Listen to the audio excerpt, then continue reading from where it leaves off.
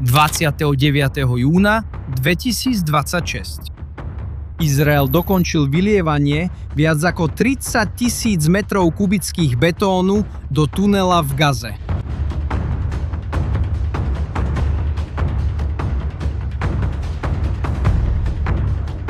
Bolo potrebných takmer 1000 nákladných aut a 3 mesiace práce. To všetko na zapečatenie 16 kilometrov podzemného priechodu, vyplnením každého priestoru, až kým sa nezmenil na pevnú skalu. A čo je najzaujímavejšie, toto nebol najväčší tunel v Gaze. A nebol ani najnebezpečnejší. Ale bol to ten, na ktorý izraelská armáda vyliala najväčšie množstvo betónu na jednom mieste. Otázka teda neznie, ako to Izrael urobil. Ide o to, čo tam bolo pochované a prečo to malo takú hodnotu. Teraz ti na to odpoviem. Aby si pochopil rozsah tejto odpovede, najprv ti musím ukázať niečo, čo si takmer nikto nevšimne, keď sa pozerá na túto vojnu. Pretože to, čo v tejto vojne rozhoduje o všetkom, sa v skutočnosti nedeje na povrchu. Odohráva sa pod tvojimi nohami. Pozri sa. Keď si predstavujeme silu skupiny ako Hamas, predstavujeme si to, čo vidíme na záberoch. Ozbrojených mužov, rakety stúpajúce do vzduchu, budovy. Veci, ktoré sa dajú vidieť a spočítať. Ale toto nikdy nebola ich skutočná sila. Ich skutočná sila bola vždy pod zemou. Je to preto, že pod Gazou existuje sieť tunelov, ktorú nikto nevie presne zmerať. Odhady sa veľmi líšia, ale hovorí sa o stovkách kilometrov chodieb. Podľa samotného Hamasu možno aj viac ako 500. Veliace miestnosti, ubytovne, dielne, kde sa montujú rakety, sklady zbraní, pozície, z ktorých bojovníci strieľajú znútra domov, celý skrytý svet, budovaný viac ako 15 rokov. Projekt, ktorý podľa izraelských odhadov stál takmer 1 miliardu dolárov. Izraelčania to nazývajú metrom v Gaze. A nie je to preháňanie. Jeden z veliteľov, ktorí tam vošli, to opísal presne takto. Je to takmer ako metro. A tu je to, čo si mnohí ľudia neuvedomujú. Ten istý typ tunela neexistuje len v Gaze. Poďme na sever Izraela, na hranicu s Libanonom. Tam, blízko dediny zvanej Majdal Zum, izraelská armáda identifikovala tunel Hizbaláhu. Libanonská ozbrojená skupina, spojenec tej istej osy ako Irán, sa nachádzala len 8 kilometrov od komunít, kde spia izraelské rodiny. Vo vnútri boli rady rakiet, raketometov a munícia naskladaná na zemi. Útočná základňa pripravená, ukrytá pod obyčajnou dedinou. A pozrite sa, čo sa stalo s týmto tunelom. Zem v celej dedine sa zdvihla v oblaku ohňa a prachu. Izrael zničil tunel. Aj keď existovalo prímerie sprostredkované Spojenými štátmi. 2 kamery zachytili ten istý výbuch. Jedna z hora, ukazujúca, ako sa zem dvíha. Druhá z diaľky, ukazujúca ohnivú guľu na pozadí oblohy. To všetko bolo pod zemou. A takmer nikto o tom nevedel. Teraz, keby to bola len Gaza a Libanon, mohol by si myslieť, že je to niečo typické pre vojnové zóny. Že je to niečo, čo sa deje ďaleko. Ale je tu jeden desivý detail. Toto, čo ste videli, nie je Gaza a už vôbec nie Libanon. Je to Jeruzalem. Priamo v Izraeli. Izraelskí vojaci našli ručne vykopanú šachtu s hĺbkou 25 metrov, plnú výbušnín a zbraní, pripravenú na útok. Odtiaľ vytiahli pištole, pušku, granáty a vedrá s domácou výbušninou.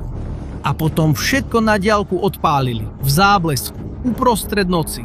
Pozri sa, čo sa tu deje. Podzemné obliehanie nie je len na hranici. Dostal sa až do hlavného mesta. Libanon, Gaza, Jeruzalem. 3 fronty, 1 bojsko. A nachádza sa pod zemou. Tak ťa chcem k niečomu pozvať. Aký tento pohľad na vojnu, ktorá sa odohráva pod zemou a nie na povrchu, pomáha vidieť veci inak, prihlás sa na odber kanála teraz. Pretože práve tento typ príbehov, ktoré ti nikto nehovorí, tu sledujeme. A teraz sa dostávame k ťažkej otázke. Ak existuje táto obrovská sieť, rozprestierajúca sa cez 3 krajiny, plná zbraní a nebezpečných ľudí, prečo Izrael jednoducho všetko nezničí? Prečo jednoducho nezničí všetky tunely a hotovo? A odpoveď je tvrdá. Nedá sa to. A nedá sa to z veľmi konkrétnych dôvodov. Piesok v Gaze je mäkký, ľahko sa v ňom kope. Nový tunel stojí Hamas približne $100,000 a jeho výstavba trvá asi 3 mesiace. Je to lacné a rýchle. Na druhej strane, zničiť ho je veľmi drahé a pomalé. Na svete neexistuje toľko výbušnín, aby stačili na celú túto sieť. A neexistuje ani dosť betónu na to, aby sa to všetko zaplnilo. Jednoducho neexistuje. Chceš vidieť, aký veľký je ten problém? Ešte v roku 2021, po jednej operácii, Izrael oznámil, že zničil 100 kilometrov tunelov. Vyzeralo to ako obrovské víťazstvo. Ale vtedajší vodca Hamasu v Gaze odpovedal, že to bola len zlomok. Že sieť má viac ako 500 kilometrov a že strátili takmer nič. A keď sa veľká vojna začala v roku 2023 a izraelskí vojaci konečne naozaj vstúpili do siete, zažili šok.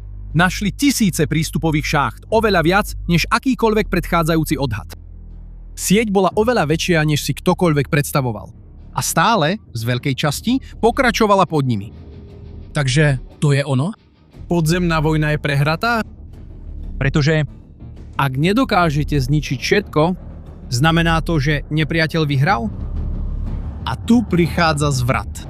Pretože problém nikdy nebola odpoveď. Problém bola otázka.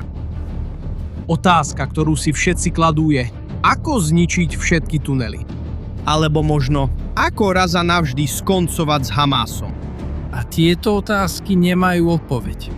Pretože Hamas, predtým než bol armádou, je myšlienka. A myšlienku nevyhodíte do vzduchu. Nezáleží na tom, koľko betónu máte. Myšlienku nezakopete. Ale je tu ešte jedna otázka. A na túto existuje odpoveď.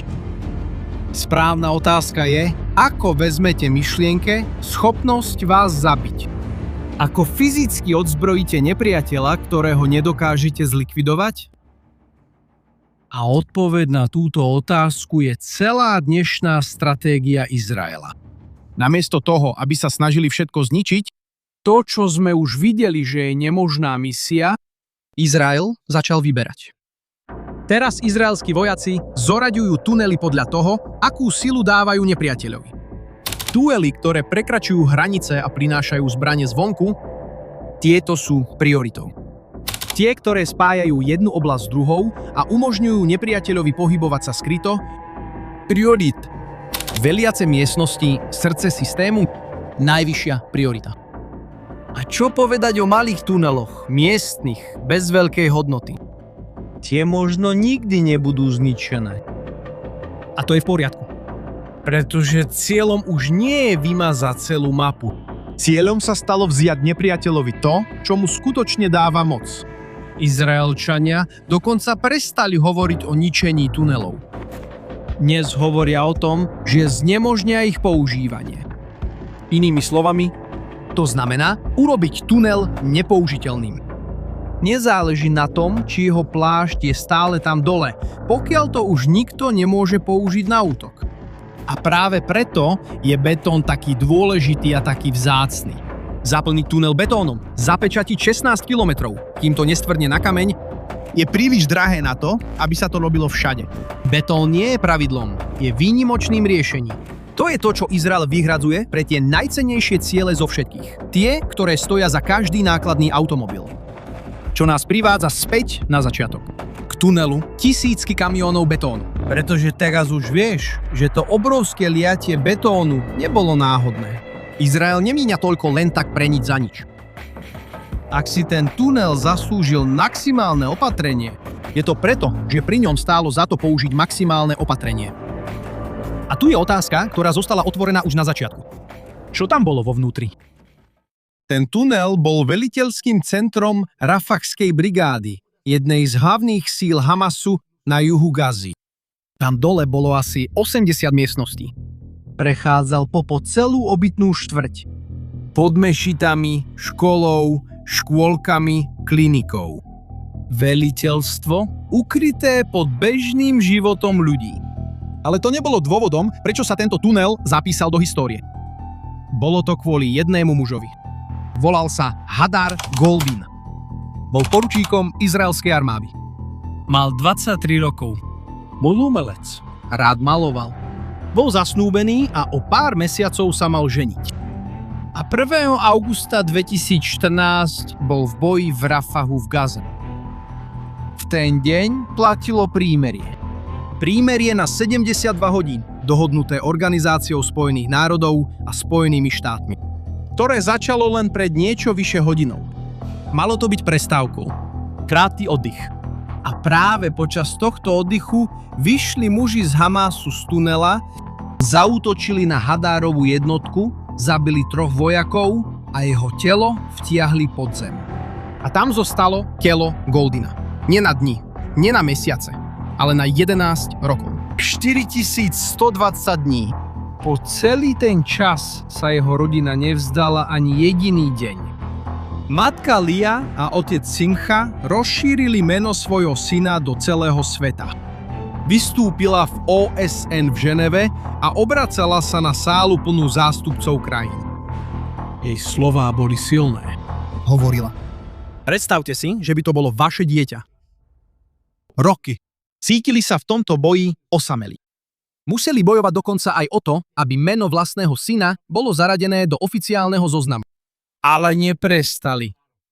A na konci roku 2025, po 11 rokoch, telo Hadara Goldina sa konečne vrátilo domov. Vrátilo sa, aby bolo zosťou pochované v Izraeli. S vajkou na rakve. So vojakmi, ktorí po jeho boku bojovali, tvoriacimi čestnú stráž. Pred domom jeho matka potichu povedala len 6 slov. On je náš. Je doma. A náčelník izraelských ozbrojených síl na pohrebe povedal vetu, ktorá vysvetľuje všetko, čo ste práve videli. Povedal. Kruh sa uzavrel. Teraz už chápeš ten betón. Ten tunel, ktorý prijal 1000 nákladných aut, bol tento. Bol to tunel, kde telo Hadara Goldena zostalo ukryté 11 rokov. A keď Izrael zaplnil ten prechod betónom, navždy ho zapečatili, neuzatvárali len dieru v zemi. Uzatvárali jednu kapitolu. Plnil som sľub, ktorý tá krajina dáva každému vojakovi, ktorého pošle do boja. Sľub, že nikoho nenechajú za sebou. Či už živého, ani mŕtvého. Nikto. A tu sa ukazuje, aký je príbeh skutočnosti. Pod všetkým tým navonok. Pretože víťazstvo Izraela nikdy nebolo o zabití myšlienky. To nejde.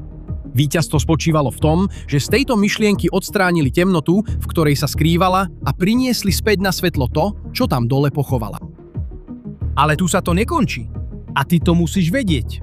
Práve v tejto chvíli je veľká šanca, že sa stavajú ďalšie tunely. Celkom nedávno v centre Gazy, v oblasti zvanej Deir al-Balach, bol Hamas pristihnutý pri pokuse o obnovu podzemnej infraštruktúry. A čo je najhoršie, porušovali prímerie, ktoré je v platnosti. A ako si už určite vieš predstaviť, Izrael okamžite odpovedal útokom zhora na to miesto, po ktorom nasledovali sekundárne výbuchy, čím ukázal, že tam dole naozaj bol tunel a sklad.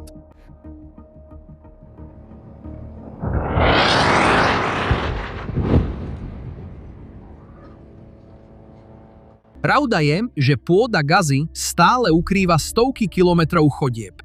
Bojovníci Hamasu tam prídu a opäť kopú. Tento príbeh, žiaľ, bude pokračovať. Pretože podzemná vojna sa neskončila tým zapečateným tunelom. Je to bojsko nasledujúcich rokov. A práve preto ju budeme naďalej pozorne sledovať.